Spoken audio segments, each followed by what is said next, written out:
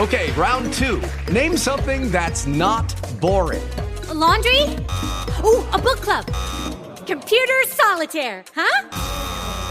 Ah, sorry, we were looking for Chumba Casino. That's right, ChumbaCasino.com has over 100 casino-style games. Join today and play for free for your chance to redeem some serious prizes. ChumbaCasino.com. No purchase necessary. Void where prohibited by law. 18+ terms and conditions apply. See website for details. Hello, it is Ryan, and I was on a flight the other day playing one of my favorite social spin slot games on ChumbaCasino.com. I looked over at the person sitting next to me, and you know what they were doing? They were also playing Chumba Casino. Coincidence? I think not. Everybody's loving having fun with it. Chumba Casino is home to hundreds of casino-style games that you can play for free anytime, anywhere, even at 30,000 feet. So sign up now at ChumbaCasino.com to claim your free welcome bonus. That's ChumbaCasino.com and live the Chumba life. No purchase necessary. VGW. Void where prohibited by law. See terms and conditions. 18+.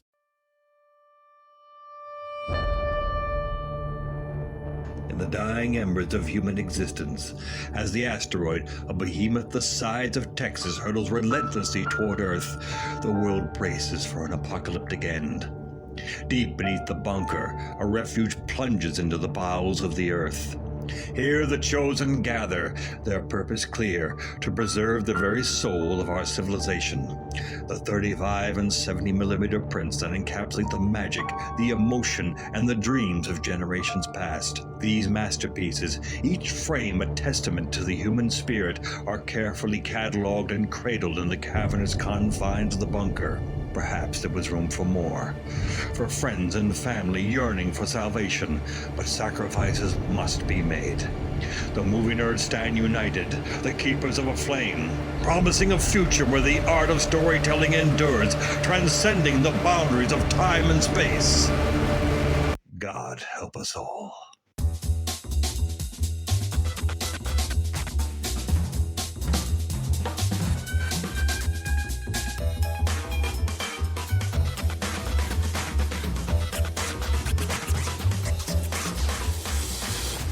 Welcome to Back to the Frame Rate, part of the Weston Media Podcast Network.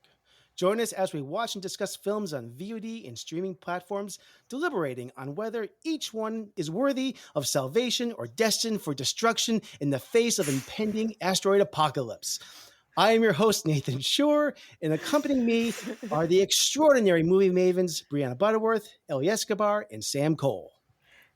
What's up? Here we are, back again. Hello. That's it? Hello? Come on. I told everybody, like, bring the energy, and Ellie got the message. Mm-hmm. Ellie understood the assignment. Hello. Well, I guess we're calling this the official beginning of season 2 of Back to the Frame Rate. You know, when this episode drops, it will be exactly on our 1-year anniversary. So happy anniversary to us. All right, take it down a little bit, Ellie. I wanted the high energy, not the look whatever you're bringing. But yes, it's fine. Keep bringing it. So, you know, here we are, season 2, and we're trying to redo our theme a little bit. You know, we've gone past year. We did the first half of 2023 reviewing new releases, some titles that were new on streaming and VOD. We took, the summer off, and we came back and we started doing certain themes. We finished up our Steven Spielberg retrospective. We got into the Exorcist franchise, film noir, 80s neo-noir films, and then we finished things up with some holiday films.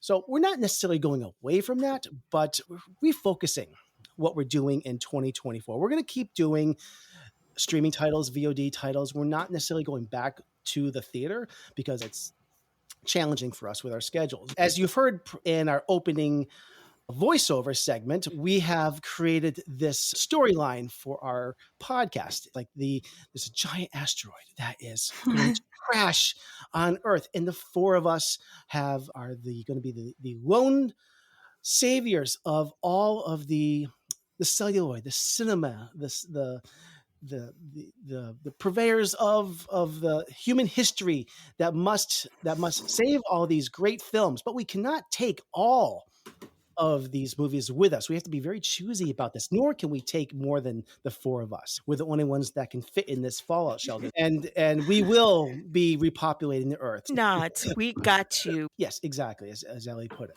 So what we're going to be doing here is being very discerning about the movies that we take with us. And as we watch the movies, we will be deciding whether they are worthy of saving or purging to the fiery apocalypse. We're going to be starting this month, February, with wintry survival films.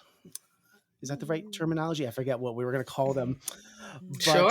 We've got 4 of them lined up, starting with this week, Survival, Society of the Snow, and followed up in the next couple of weeks with 2011's The Gray, The Revenant, and The Thing.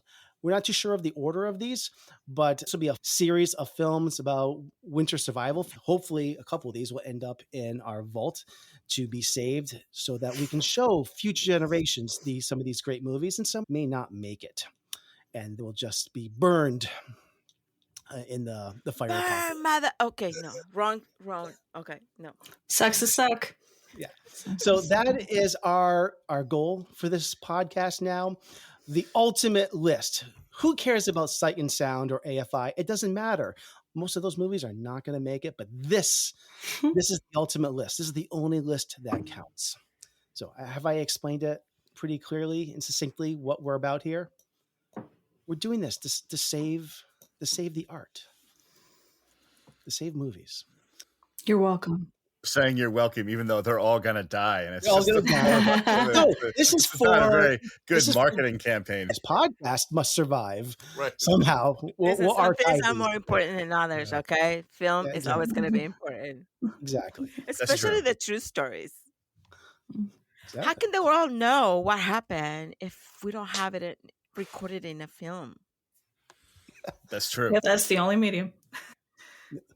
No one's ever heard of a book. Books don't We exist in that new We world. need those to keep ourselves warm by the fire.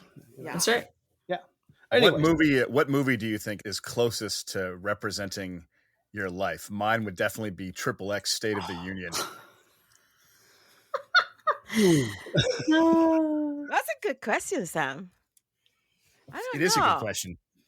The writers just brought it in, actually. Thank God the strike's over. I don't know. That's a good question. probably Wallace the and Muppets Gromit. of Manhattan. Maybe. Yeah, I was don't going know. to say Wallace and Gromit. I too am like enchanted by Wensleydale. Yeah. Chicken Run. I maybe. might have to oscillate to Mr. Toad's Wild Ride, the Disney movie with the toad that loves motor cars. I really relate to that. That's a pretty Anyway. good one. Well, But they're let's- not on the chopping block tonight. No, none of them are. It's a minor derailment there. That writer was fired. Yeah. Poor things. That's my life. the movie that is, I guess we can call it on the chopping block this week is Society of the Snow. I have a teaser and I'm going to play the teaser, not too much of it, but I'll play some of the teaser and then I'll get into a synopsis of it. So hang on there. Here we are. Pregunto para quién serán esas imágenes. Tal vez sean para nuestras familias. Volveremos a vivir en su imaginación. ¿Qué nos pasó? ¿Qué pasa cuando el mundo te abandona?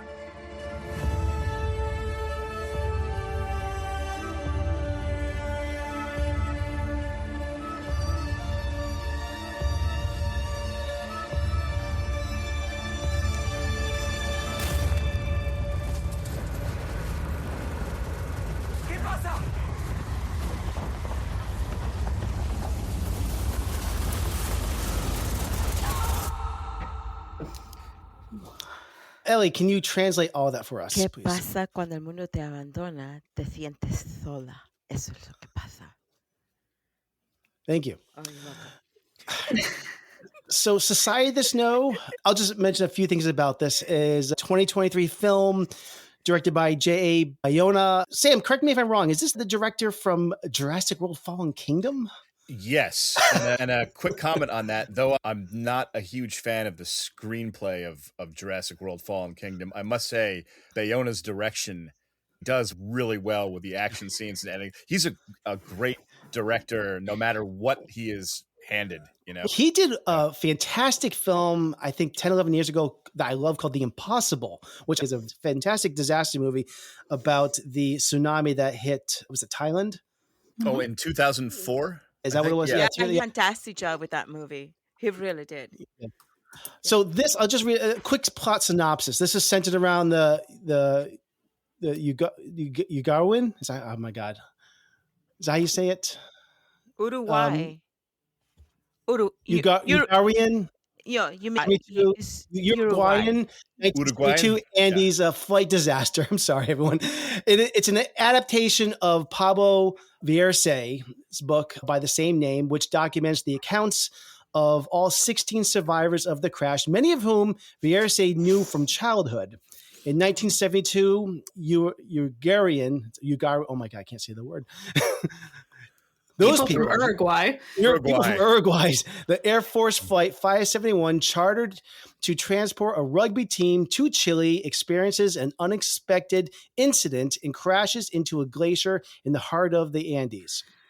Of the 45 passengers on board, only 16 managed to survive. Trapped in one of the most inaccessible and hostile environments on the planet, they're forced to resort to cannibalism to stay alive. Their survival would depend on decisions they make in the midst of this desperate situation. What did each of us think about this movie? I do want to go through the step-by-step plot of this film, but before we do that, I just really want to get brief thoughts. Like if each one of you give me like 20, 30 seconds of what you thought initially without getting into any spoilers, or what your thoughts were on this film. Ellie, can I start with you, please? From the get-go, this film just grabbed my attention, and I love it. I've watched this film maybe 3 times already. I had my whole family watch the film. My dad cried. The film is just so well done, and it makes you feel everything that you could possibly feel for this young man. And to know that this is a true story, it tops it all for me. I've seen the other film Alive, and it didn't make me feel what this film made me feel. All the emotions, the tears, the desperation. I felt like I was there with them the whole time. I felt cold. I felt hungry. I felt scared for them. This director, from the cinematography of recording those mountains to the story and the actors. If this could be Oscar worthy, I would put it in the nomination too. Is this the submission from France for the Oscars? By the way, we're recording this on January 22nd. Tomorrow morning, the Oscar nominations come out, and I think this might be the official submission for France. And there is buzz this will get nomination for foreign language film. Seriously? I really hope so. I hope it gets the Oscar. I've seen films this year that, grab me a lot, but then comes along Snow, Society of the Snow, and I'm like, dude, where was this movie all along? Love this director, love the movie, love the actors, everything. Yeah. Ellie, if you were to give this a rating of 1 to 5, what would you give this? Totally 5. Okay. Yeah. Thank you, Ellie. I'm going to shift gears. Not only that, but there's a philosophical part of this story. Mm-hmm. So it's a spiritual, philosophical, and it tests your morality. What would you do in that situation? We talk about cannibalism in this movie. If the 4 of us were stranded in the cold and there was no food, would I eat you, Nathan? I'd like to... Actually, Disneyland has now made a ride out of it, and it's like you can get on the plane and they feed you the anyway. It is really interesting because my apologies to the world. I know that this is a true story, and I like the fact that the cannibalism aspect, it's not a major part of this movie, and I think that if this was not a true story, if this was a movie about, this was a fictional story, I think that the Hollywoodization of this movie, even the movie Alive, which is about this same story, it really doesn't, it's not really focused so much on the cannibalism aspect. But if, in other hands, it would have been all about these characters creating factions against each other, and there would have been a lot of tension. And this movie is not about that at all. It's really about the ethical dilemma about this, which I am kind of happy that it doesn't go there at all. There's a very Catholic, very religious man, right? And that religion goes into this whole screenplay because it's like you're going to be tested with philosophical and religious questions. Right. This is a sin. I love how it played out in the philosophy. You know, when the guy says, even in the trailer, when he says, what happens when the whole world forgets you? That's how they felt. They stopped looking for them. What happens when the world forgets you? You're done, right? What do you do? What happens? You feel alone. You feel let down, right, by society. So you only have each other, which is the friends. And I totally dig this film. And I love that I saw an interview with the director, and he talks about how some of the shots were actually done in the Andes, the actual site where the plane crashed. Yes. Yeah. And I saw the interview with some of the actors. And people think acting is an easy thing to do. Acting is not easy, especially if you, as an actor, give yourself to the whole story. These actors were in a very strict diet at one point to look as skinny as they did. One of the actors says they were fasting and they would have like an orange and a piece of bread every day and then fast. And then, at high altitude, your body starts to lose more weight. So they did a great job with these actors making themselves look like they were losing weight. In reality, these survivors lost like 100 pounds in those 2.5 months. One of them was 200 pounds, and when he was rescued, he was like 95 pounds. Damn. It's insane. Yeah. I'd like to shift gears and hear what Sam's thoughts on this. So I definitely agree with Ellie. I thought the movie was amazing, and I didn't know much about it before. When I heard that J.A. Bayona directed it, I got really excited.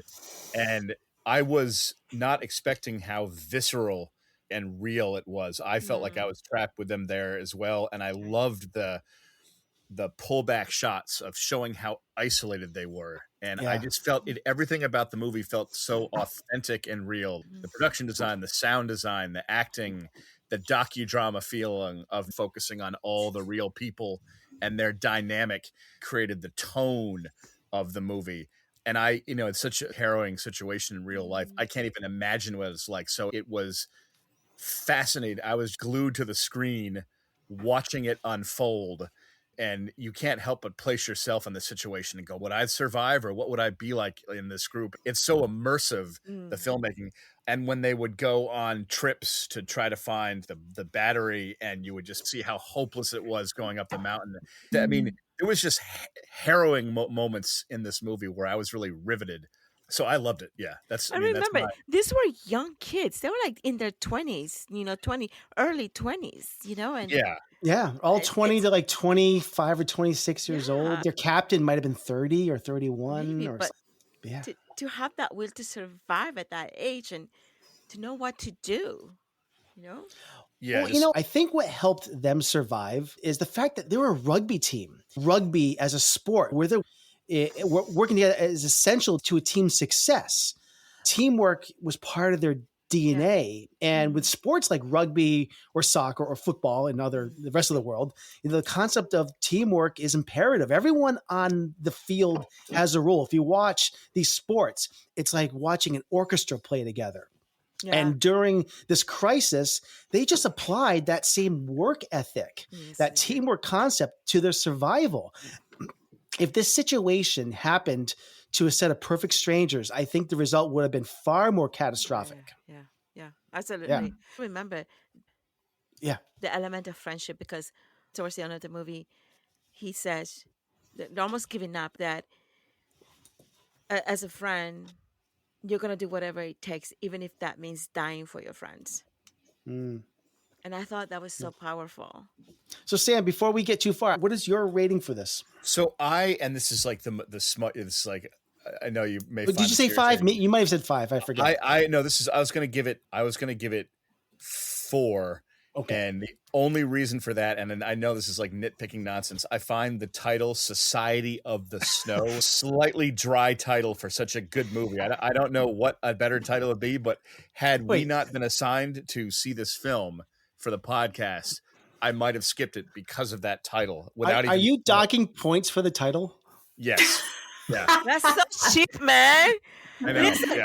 Okay, it makes sense though. Society of, that's not why, because they're like a society of friends. But the word society, it's like the movie's so riveting and so emotional. For me, the word society conjures up an image of like taxation and like, taxation and government. Like, taxation. I just thought it'd be a movie about like Lord of the Flies in the snow or something. It should be something like, I don't know. It's just Sam, my reaction. That's a bullshit excuse. I'm telling you. No, I just the word society. Should I go dig that hole in the backyard now? Yeah. All right. I just thought it could have had a stronger title, but that's not even their fault. Like I know it was like a book or a documentation, so it's just a thing. Yeah. But I love to hear they what couldn't have called you "I ate you." Well, no, I hate you. Yeah, that'd be a bad title. Just 3 letters. Yeah. I ate you. I'd watch that.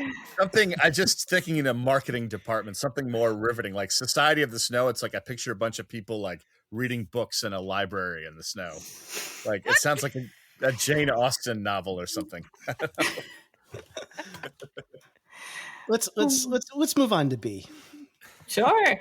I thought this was great. There were a lot of things, like Ellie and Sam were saying, that I found really captivating. I thought the director did such a good job of making it horrific. Like that first crash, like, wow, hearing the bones break, seeing the crash, seeing the fuselage slide down. I mean, I was palm sweaty, man. That was really well done and really horrifying and unsettling. And there are lots of like little hints to the cannibalism that are unsettling, even though they don't get as gruesome as they maybe could with it. It's gruesome enough. I didn't need any more of it. I was like, that's fine. And it's a true story. So I think the nitpicky stuff I have with this movie isn't really fair. I think the pacing was hard for me in this because it goes from so catastrophic to so intimate. And those intimate moments are sometimes underlaid with this like very maudlin score that I thought shifted the tone in a way that made it harder to carry tension throughout the whole scene. So that was just, I struggled with that a little bit, but overall I thought it taught me a lot in that movie, and I thought it was really well acted. I thought the makeup was great. The set was great. Yeah. There were more things that I liked about it. I just don't always think it equaled up to the sum of its parts. I think the intimate parts were meant for you to have those emotions, to live in that playing with them. I totally hear what you're saying, but without them, it would have been just action and big things. And I'm like, I love those intimate moments in that movie. And that's what connected me to the movie the most. Yeah, I often do prefer those. I'm not a big action movie person. I just thought they weren't well paced within the scope of the film. All right. Do you have a rating, B? I gave it a 3. Okay. Damn, that's poor. Gonna have to dig another hole in the yard. At least I won't be alone. So I was Here we go. looking on the bright side, You got company. Your book can go home. I've been working on the Become rails. ghosts or something. Exactly. If I become a ghost, Ellie, I'm just going to float around you all day like 1998. You'll be like, shut up, go away. No, I just go like this, like boom, boom. Yeah, exactly. You like bop me on the nose. I'd be like, stop it. Be like, cállate. AOS Porco Gordo. Muy Stop it. No, Yeah, gordo. Stop No, it. sí, gordo. Yeah. Not anymore. Oh, thank you. I appreciate that. This is the best episode yet. Yeah. We started it with a bang, and I literally bang. That's true. Okay. Well, I guess I'll throw my 2 cents. I found this to be a brutally honest account of what happened during these 72 days in the Andes. I benefited from some incredible production value, actually filming on location in the Andes. It had a great sense of scale. There's great moments where several of the survivors are hiking up that mountain to look for that tail of the plane. They look back down the mountain and they can't even see the fuselage. And it sets in that moment of how impossible it's going to be for a plane to spot them. And it just, like, my heart sank at that moment with theirs, knowing that it's going to be on them to save themselves. As one of the most aggressively violent plane crash sequences I think I've ever seen in a movie. Teetering on gratuitous. I've never seen anything like that. And I've seen a lot of plane crashes in films. I think the script was solid with several scenes that really pulled at my heartstrings, one of which was from Liliana's husband. And he mentions how his wife's death just makes him want to bring love home to his kids even more and shower them with more hugs when he sees them. I forget the dialogue in the scene, but really I found very effective. And how he talks about as he's trying to save himself, he's pushing his, I don't want to spoil too much. I probably shouldn't, but this is a true story. As he's saving himself, he's also dooming his wife at the same time. And there's another in which one of the characters named Arturo is summing up the point of the whole movie, and it's about his faith. And which is kind of the key to this whole movie. This movie is about faith. It's not necessarily about faith in God, but faith in each other, in humankind. And Arturo's speech carries on something like he doesn't believe in God anymore. He says his God doesn't tell him what to do on the mountain. The fuselage is his heaven, and he believes in the God of perseverance. So it's a wonderful moment. There's a lot of wonderful moments about these characters coming to terms with their situation, and it's some great dialogue in this. But this movie isn't without some flaws, and I think it is adversely affected trying to make us care about too many characters. And I get it. The idea of the story is that everyone in this team was important. They're all important, and they had distinct personalities, and probably each one of them was worthy of spending a lot more time with. But in the movie medium, there is a reason why stories, like characters, often have characters that they create like an amalgamation of several characters, and we spend time getting to know a couple of them intimately. And I appreciate the notion of honoring these characters in this film, but I don't think it was the best choice for this style of story. Disagree. It's because I could have watched this if it was a miniseries and we were spending more time getting to know these characters. If we had spent a half hour before the plane ride even happens getting to know these characters, I felt they tried to cram in so much character, so much story, but I didn't get enough still to know 16 plus characters. The film stops at the 2-hour 12 mark, and then there was 14 minutes of credits. Oh, okay. Yeah. But I was really lost for the first half hour of this movie. Who am I supposed to care about in this movie? Who? Nando, Arturo. But there are so many characters that I had a hard time latching on to. Who are my emotional touchstone characters here? The opposite is true with a movie like Alive, which came out 30 years ago, where obviously you got Ethan Hawke playing the character Nando, and he's our star for the most part. But that's a whole nother story. But this movie had a really hard time. Hey guys, it is Ryan. I'm not sure if you know this about me, but I'm a bit of a fun fanatic when I can. I like to work, but I like fun too. It's a thing. And now the truth is out there. I can tell you about my favorite place to have fun. Chumba Casino. They have hundreds of social casino style games to choose from with new games released each week. You can play for free anytime, anywhere. And each day brings a new chance to collect daily bonuses. So join me in the fun. Sign up now at ChumbaCasino.com. No purchase necessary. VGW Group. Void where prohibited by law. See terms and conditions. 18+. This is where projects come to life. Our showrooms are designed to inspire with the latest products from top brands, curated in an inviting, hands-on environment, and a team of industry experts to support your project. We'll be there to make sure everything goes as planned, from product selection to delivery coordination. At Ferguson Bath, Kitchen and Lighting Gallery, your project is our priority. Schedule your showroom consultation and see more from brands like Monogram at build.com/Ferguson. Finding who are my characters that I need to like really grab onto. There's so many characters. This movie needed to be a 3-part or 5-part miniseries. I could have spent more time with these characters, getting to know them. Give me those flashbacks of them growing up and being more of a team. We only have like one flashback of them playing rugby together. I would have loved more of them in the locker room, hanging out, getting to, that But I whole don't think that was the camaraderie. point of the story, Nathan. The point of the It's not story the was point to of the story. I get survival. that. I know that, but that would have made me more invested in their survival. I know what you mean about there being a lot of characters. I had trouble distinguishing at times because there was a lot of them. But for me, personally, it didn't take away from the emotional experience of the movie because I was watching their situation unfold as a group. So I hear what you're saying, Nathan. I just had a different... I kind of liked the docudrama. We're all in this, like, and I know it didn't zero in on people, but the whole experience swept me up in it. I did find following the number of people a bit confusing at times, but I think that was just me, and it didn't take away of my enjoyment of the movie. Yeah, I'm not. It's again, it is kind of a nitpick. And I think the story probably translates better to being a novel. I think this is a hard story to tell as a movie. This is the third telling of this movie. This story has been told now in 1976 by a movie called Survive, which I understand is not very good. I've never seen it. It was done in 1993 with the movie Alive. I think this is probably the best version of it. I have a better title. I just came up with a better title, guys. I just came up with a better title. Downward Slope.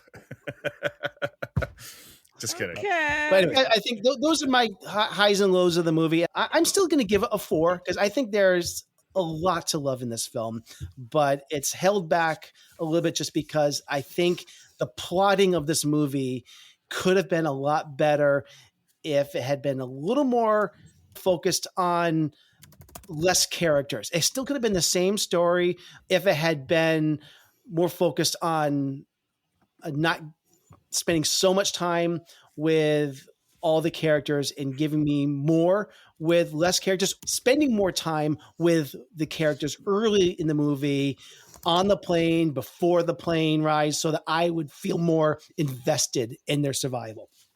I didn't see any flaws, and I connected to every character that was talked in that movie. Drove me in, and I had an emotional connection to each one of them so much that I didn't want any one of them to die. So that's the effect I had from this movie, because I think what happened to me is that I wasn't looking for flaws. I was looking for the main character of the story, not human character, but the actual character of the story. And that's what drove me in, and that's what connected me to it. Okay. I do want to kind of go through briefly some of the plot points of this movie because there's some great moments in this that I think we need to talk about. So there's the crash. We've already kind of talked about this crash. It was one of the incredible, brutal plane crash. I've never seen anything like that. I mean, when that thing crashes and all those seats go smashing forward into each other, I could feel it. That was the most tactile, physical impact, bodies, seeing people impale, bones cracking, people getting crushed, legs breaking. I don't know what else to compare that to. That was pretty insane.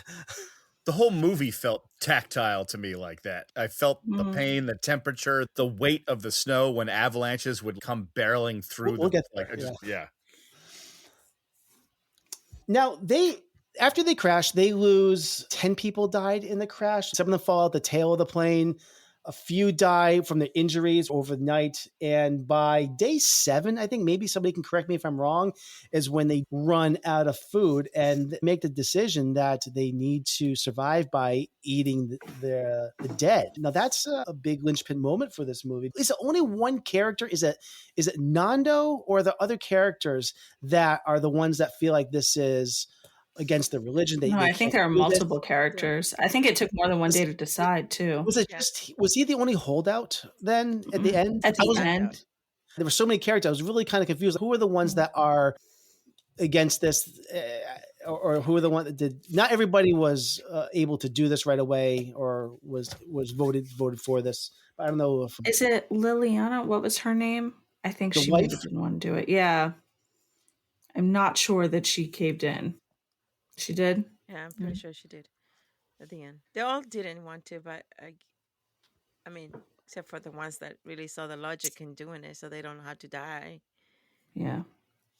But I feel like in a group of people like that, there's always going to be some that are leaders and lead the group, and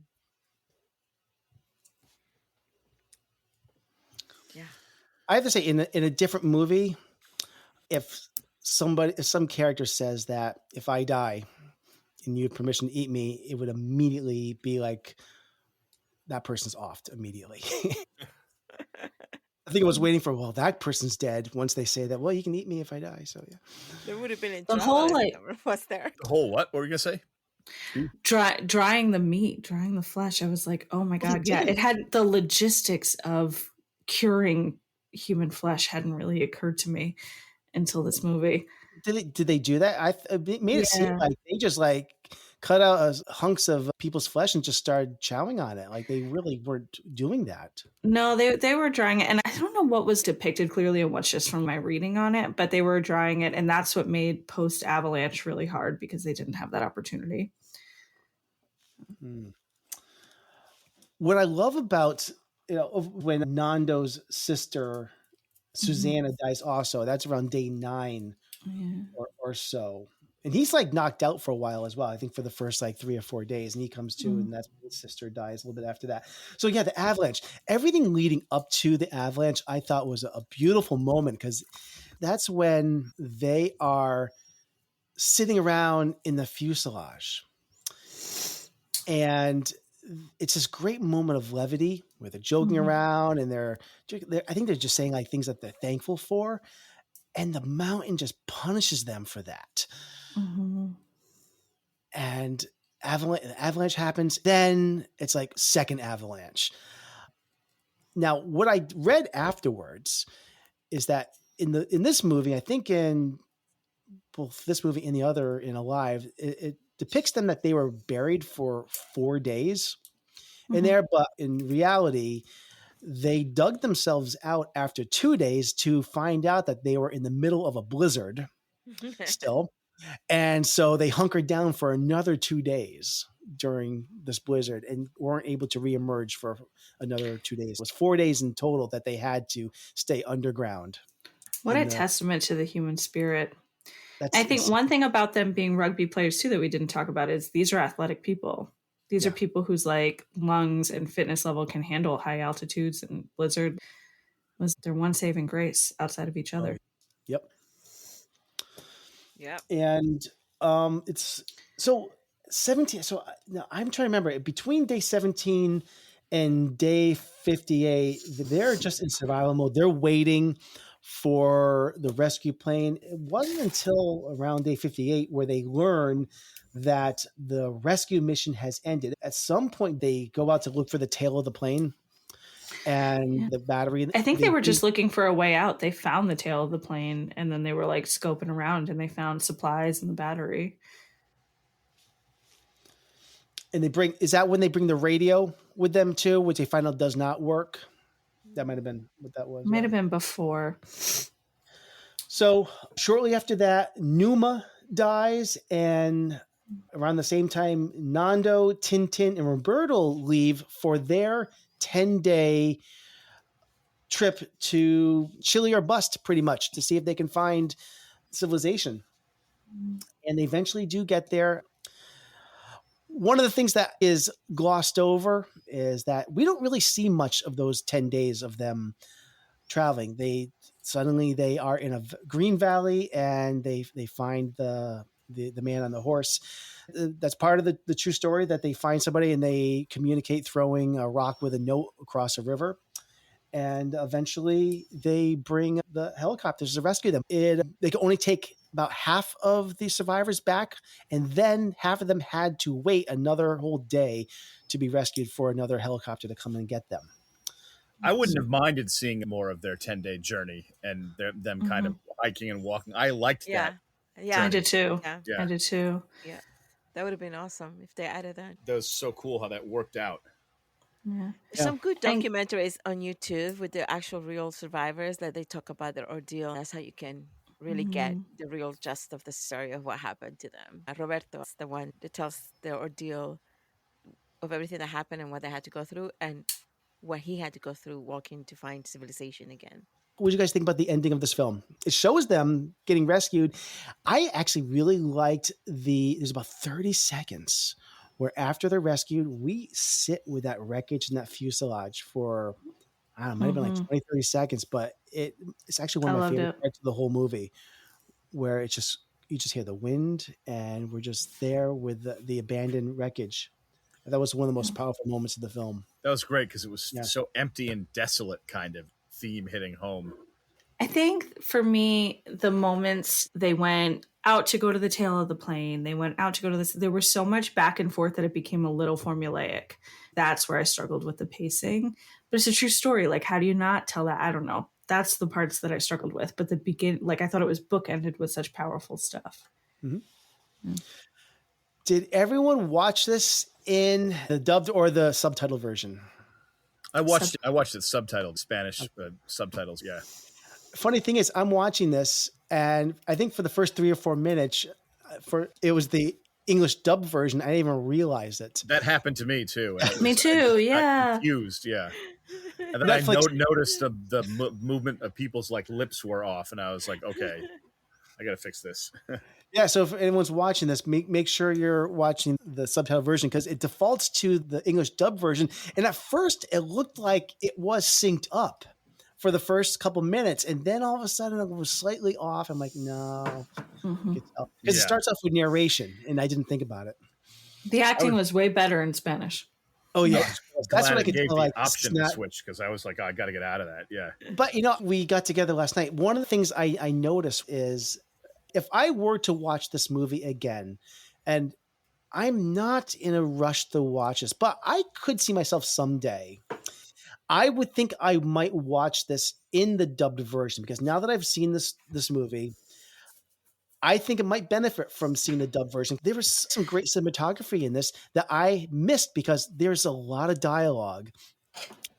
And I was constantly reading, and I felt like I was missing some great scenery in this movie. And vice versa, I was distracted by some great shots and some great moments in this that I missed some of the dialogue. So if I ever were to watch this movie again, I might watch the dubbed version that way so I could focus on just the visual aspect of this. Because I have now experienced it in its original language. I don't know what you guys think. Something is lost in translation whenever you watch a film that it's originally done in the targeted language. Mm-hmm. When you are an actor and you speak Spanish and you act in Spanish and you bring your character to life in Spanish or the story in Spanish, it will never translate to the English. The emotion is going to be different. It's going to be perceived differently in English.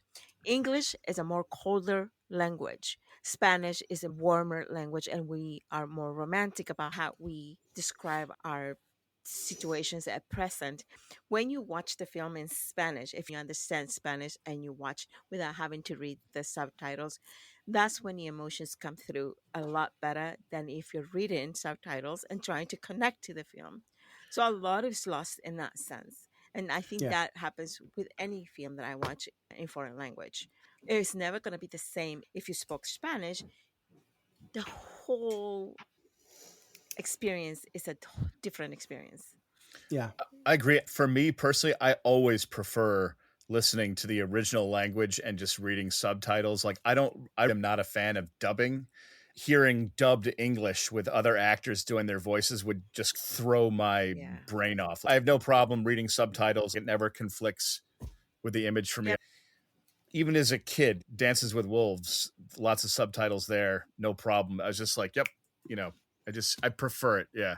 I prefer hearing the language. Yeah. There's something about hearing it in the actual targeted language that makes sense. Yeah, and I can, even though I don't speak Spanish, I can feel their emotion better in their original. Yeah, totally. So interesting though. Why does it translate so well with some animated films? Like Miyazaki, he casts so well for his English dubbed versions, and I don't mind those. We're talking about True, animation, though. but like animation Animation's different because you don't have animation that you can- whole like yeah. syncing is Yeah. We're but talking about it's an interesting thing. yeah. Ellie, you as our resident actor here, have you ever been dubbed in anything? No, No? Okay. no. I've done films in English and my language is spoken in Spanish. And it's funny because I did a film where the director first says, "You're gonna say this in English, right?" That he wrote the script and he wrote me in with the English language. Once I was on set, he decided to change it. And he goes, "I feel like this is gonna come through better if you speak with your own language." And sure enough, when he switched the whole language to Spanish, he says, "Can you do this in Spanish?" He didn't have to rewrite it in Spanish. He says, "Can you read it in English and can you just speak it in Spanish?" I'm like, "Sure," because that's what I do. Like, I can look at a scene in English and automatically switch to Spanish and say it because I'm fluent in Spanish. So when I did that, so I think I don't think that would ever be. I don't like dubbing. Period. So I hope they never do that for me because it's gonna look really weird. But the only thing that that's the only thing that I've experienced in on set where it was written in English and then the director was like, "I have an idea. Why don't you just say it in Spanish? I think the emotion is gonna come through better." And it's because it's my language. And as a Spanish speaker, the emotion is gonna be different as if I say it in English. Some of my acting coaches have noticed that too. When I do a scene in English, the emotion is it's not as warm or and something is amiss. And then when they had me do it in Spanish, it's like nailed it. Okay. All right. Well, I think it's time to make a very important decision about Society of the Snow. So we have to decide whether this movie is going to be saved, stored into our vault, our shelter to be seen by future generations, or purged out forever, never to be seen again, as if it never existed. And I don't know if we haven't really talked about like personal criteria for this. I mean, we don't have to get into a big debate over this, but I mean, we don't have to get into a big debate over this, but I think we should keep that fun. Okay. We'll keep our cards close to the vest, I Why? guess. I like to be challenged. Okay. Let's Well, challenge me. Let's go for it. Marcelo said the only I think thing. Listen, Marcelo in the movie says the only thing we have left is our life, and we have to fight for it. So I'm gonna fight for this one. Hey Sam, welcome back. Oh, hello. Losing. I noticed my laptop was low on power, and I don't know if I brought the right charger from home, but we'll see. We almost cast our votes without you, but we waited. We are in the process of deciding whether this movie is going to be saved, to be seen by future generations, it's going to be stored in our vault, or if it's going to be purged out into the fiery abyss of the asteroid apocalypse. Dun, dun. Ellie is about to cast a vote, and we need a 3/4 majority vote for a movie to come with us. Space is limited, and this is, it's a 2-hour and 24-minute movie. That takes up a lot of space. It's a big film reel. We easily fit 2 Saw movies in its place. So. 2 bad movies in that space? Yeah, of course. Let's put 2 bad movies in that 2-hour and something space. Why not? If I'm stuck with you guys in that freaking trunk, I'm gonna watch my movie. Yeah. So, Ellie, what do you say? Yeah, I think. Yeah, save it. So you're saying this movie is worthy? This is like one of the greatest movies of all time. You're saying? For me, yes. I will watch it 1,000 times. Just like I watched The Notebook. That sounds like torture. I love it. I love the cold weather. I know it sounds like torture, doesn't it? I want it. Okay, because we hear you. Because it's in another planet. We can teach the essence of what it means to be a team player and a good Hmm. friend. Because It those does have people some good in the lessons in other it. planet will not know how to be that or how to do that, but we could teach it through them through this movie. And how to survive, man. That's a compelling argument, Ellie. That does have some good lessons in it. There you So, go. okay. Mhm. Sam.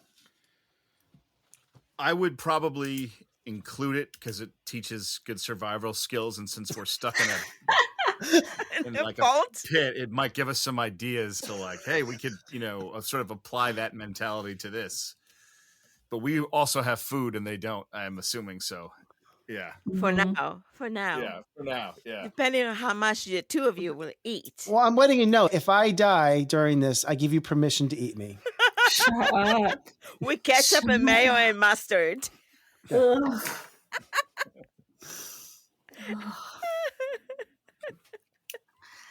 Done. Ugh. What is? It's just a body. What's a body? It's just a body. Oh my god, I can't. I can't. B, is this movie saved for future generations? I actually think yes. It's not, I didn't think it was like an incredible feat of filmmaking, but under the construct of the world is ending, I think we need to teach people real life stories that happened beforehand. And I don't know on this pod how many opportunities we're going to have to watch movies that are based on real life events. So go B! Yeah, shock wild card. Here we go. Sorry, Nate. I don't know what your opinion was, but we're 3 for 4.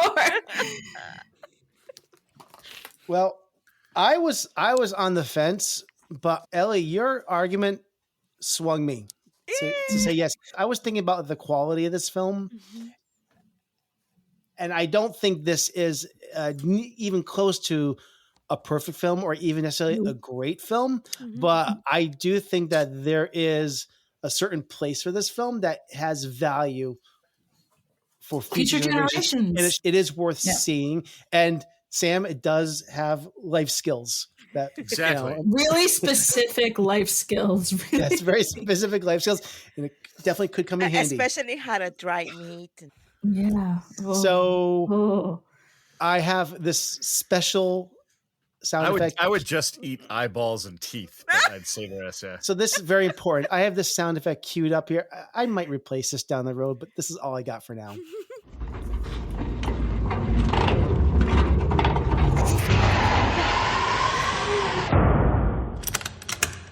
It's locked away, sealed away. It's in the vault. I love it. It's fun. And we'll have to wait to another week for my other sound effect. That was perfect. Lots of Foley. Lots of Foley lined up. Yeah. Okay.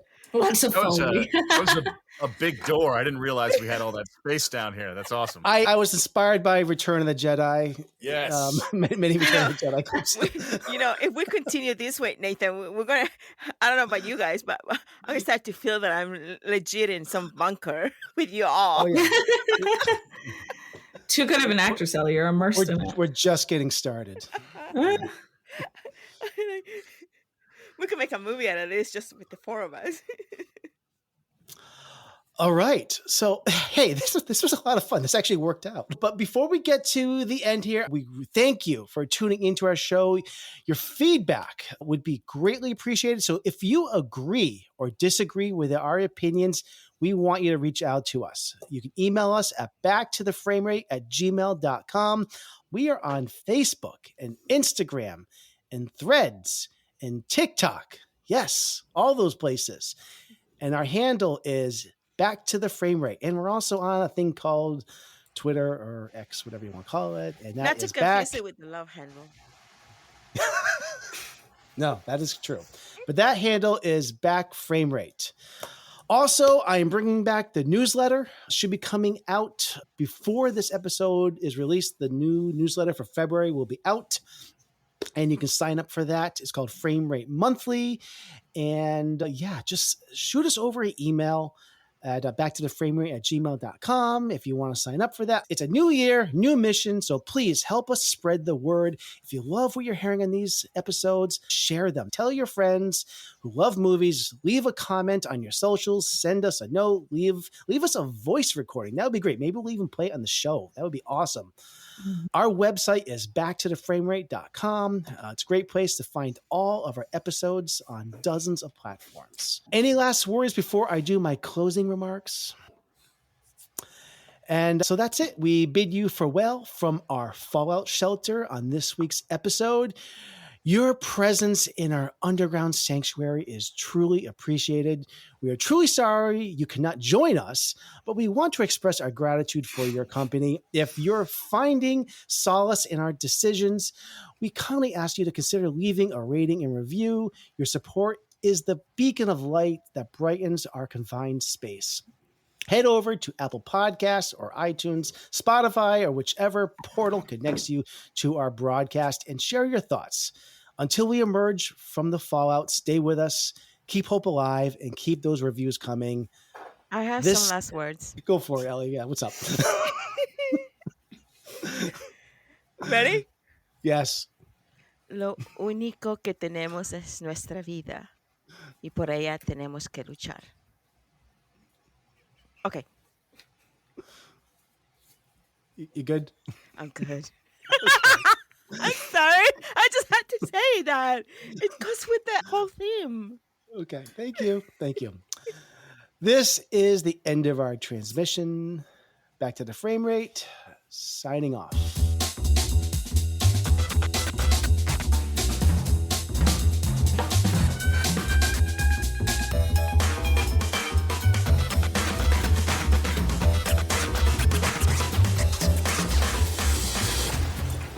I want you to know it's over. Well, bye. This is where projects come to life. Our showrooms are designed to inspire with the latest products from top brands, curated in an inviting, hands-on environment, and a team of industry experts to support your project. We'll be there to make sure everything goes as planned, from product selection to delivery coordination. At Ferguson Bath, Kitchen, and Lighting Gallery, your project is our priority. Schedule your showroom consultation and see more from brands like Monogram at build.com/Ferguson. This is where projects come to life. Our showrooms are designed to inspire with the latest products from top brands, curated in an inviting, hands-on environment, and a team of industry experts to support your project. We'll be there to make sure everything goes as planned, from product selection to delivery coordination. At Ferguson Bath, Kitchen, and Lighting Gallery, your project is our priority. Schedule your showroom consultation and see more from brands like Monogram at build.com/Ferguson.